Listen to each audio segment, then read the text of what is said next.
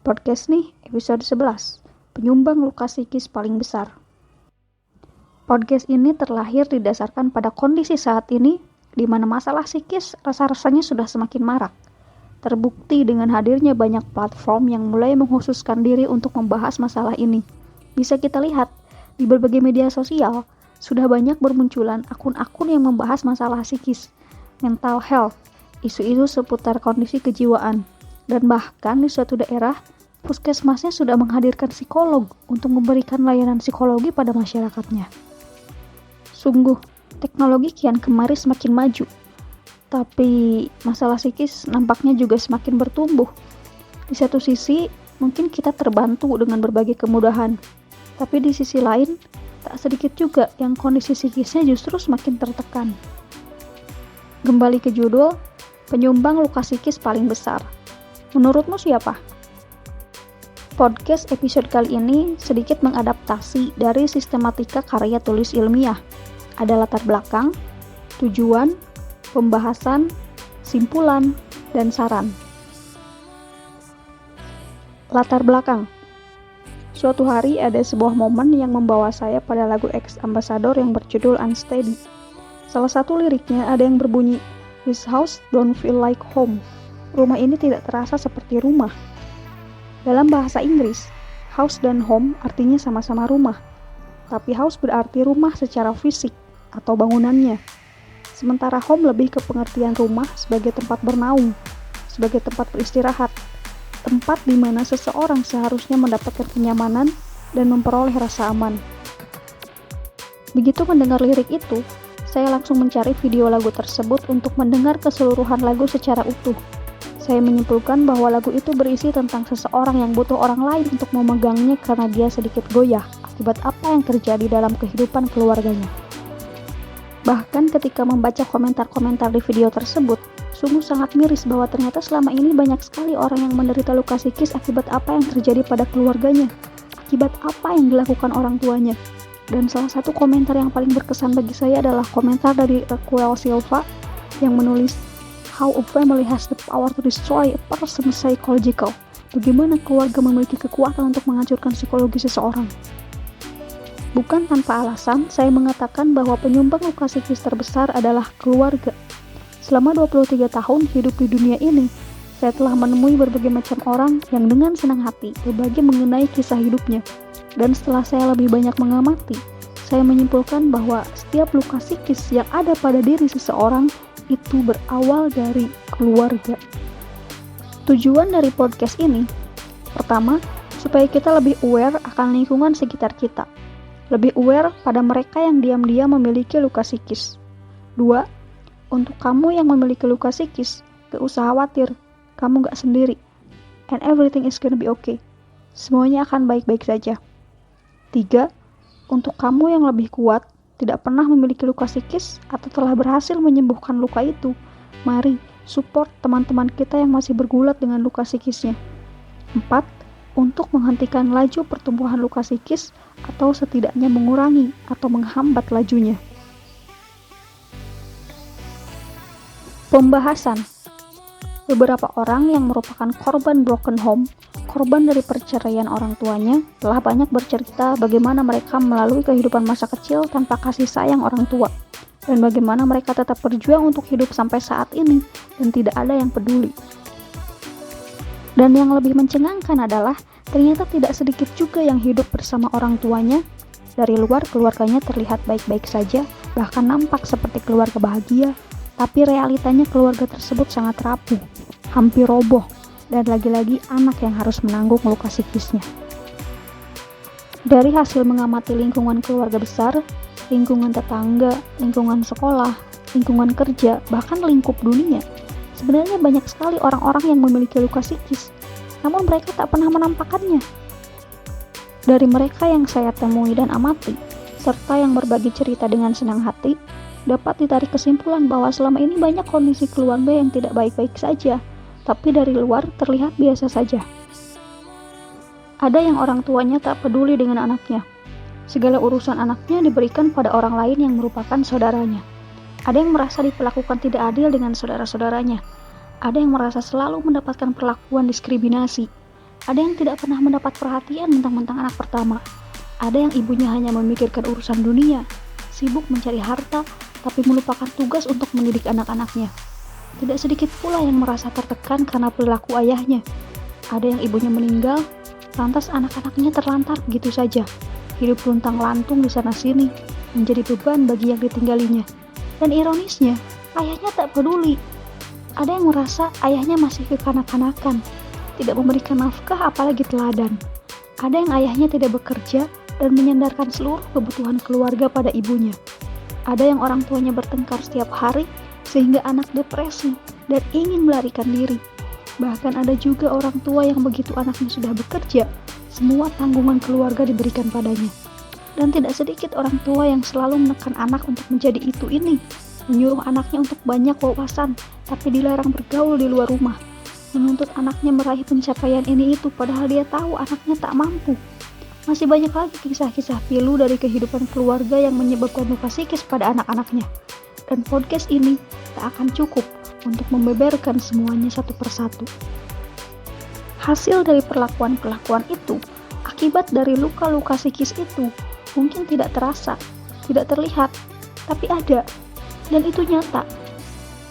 Di antara akibat dari luka-luka psikis itu, ada yang kehilangan semangat hidupnya, merasa tidak berharga, tidak tahu harus berbuat apa dan bagaimana.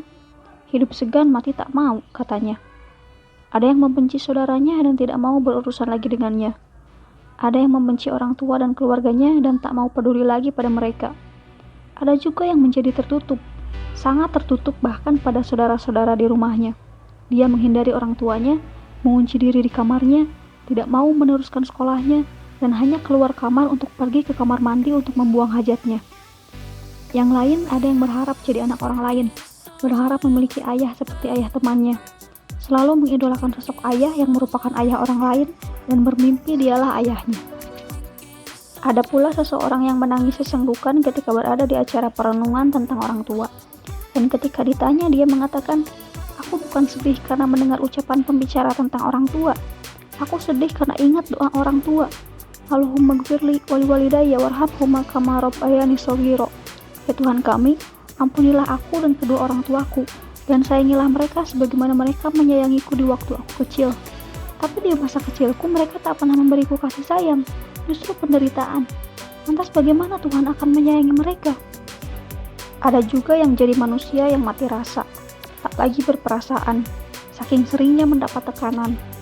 Lalu ada juga yang sempat ingin bunuh diri karena merasa tidak punya siapa-siapa lagi, tapi untung Allah menolongnya, hingga dia masih hidup sampai saat ini. Ada yang suka menyakiti orang lain dan tumbuh jadi manusia egois. Ada yang suka mencari perhatian dan tidak mau mendengarkan.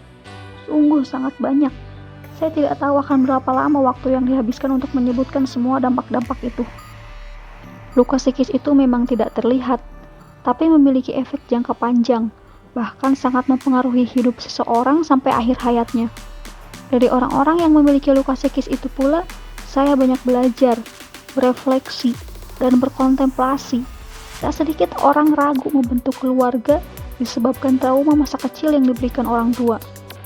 Mereka tidak mau apa yang telah mereka alami berulang kembali pada generasi setelah mereka, keturunan mereka. Hati itu seperti kaca. Ketika ada sesuatu yang menyakitinya, itu bisa membuatnya retak, bahkan pecah.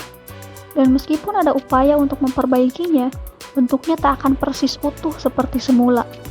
Begitulah dampak dari luka psikis, seperti memberi lubang yang menganga dan akan sulit untuk menyembuhkannya. Mungkin seiring berjalannya waktu bisa terlupa, tapi luka itu akan kembali terbuka. Keluarga, sebagai entitas utama, seharusnya menjadi benteng perlindungan paling depan bagi seseorang. Ketika seseorang mendapat tekanan dari luar, seperti dari lingkungan pertemanan, lingkungan kerja, dan lingkungan luar lainnya, seharusnya keluarga menjadi penguat, agar seseorang mampu bertahan mengarungi derasnya alur kehidupan. Tapi ketika benteng keluarga itu roboh, bahkan tidak ada sama sekali, seseorang hanya mengandalkan dirinya sebagai benteng pertahanan. Seberapa lama dia bisa bertahan tergantung dari seberapa kuat dia melawan kejamnya kehidupan. Seseorang yang mengandalkan diri sendiri untuk bertahan karena keluarga tak memberikan perlindungan masih lumayan. Yang lebih ironis dan miris adalah ketika seseorang yang bertahan sendirian dan keluarganya justru ikut-ikutan menyerang, memberikan pertentangan, tekanan, menambah penderitaan. Bagaimana dia akan bertahan? Tapi untuk orang-orang seperti ini, saya salut. Saya berikan 2 jempol, angkat topi, dan tepuk tangan. Karena kamu kuat. Kamu adalah manusia yang sangat kuat. Simpulan. Masyarakat saat ini banyak terdiri dari orang-orang yang memiliki luka psikis, namun tampak baik-baik saja dan masih bisa tersenyum manis. Tapi meski begitu, luka psikis ini tidak bisa diremehkan karena memberikan dampak yang signifikan dalam kehidupan.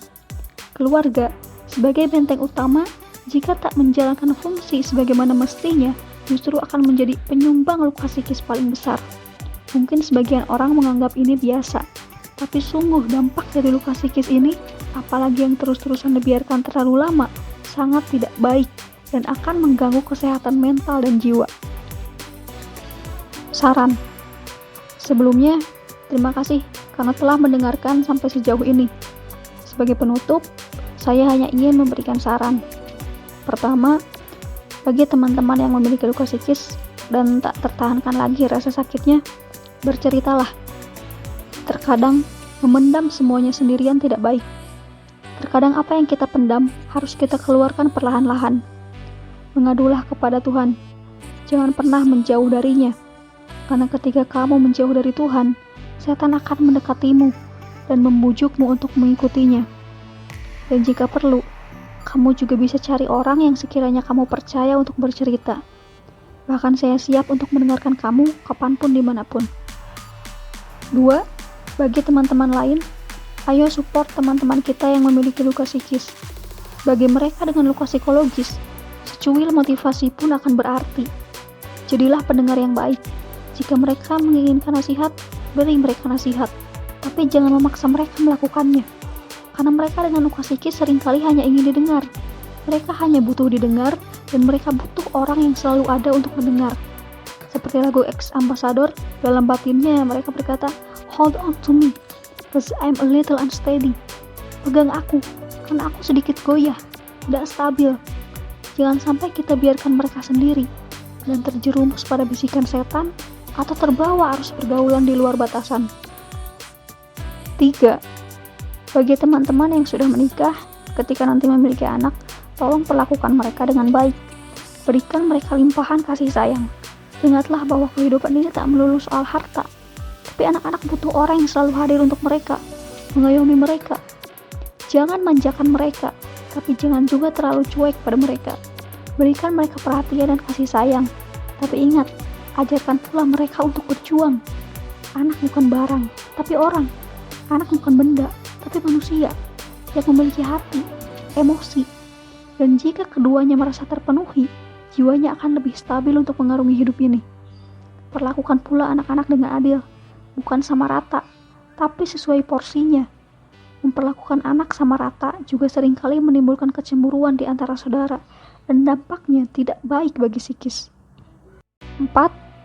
Last but not least, sekali lagi, mari kita putus rantai luka psikis ini dengan belajar menjadi orang tua yang semestinya, yang menjalankan tugas dan perannya.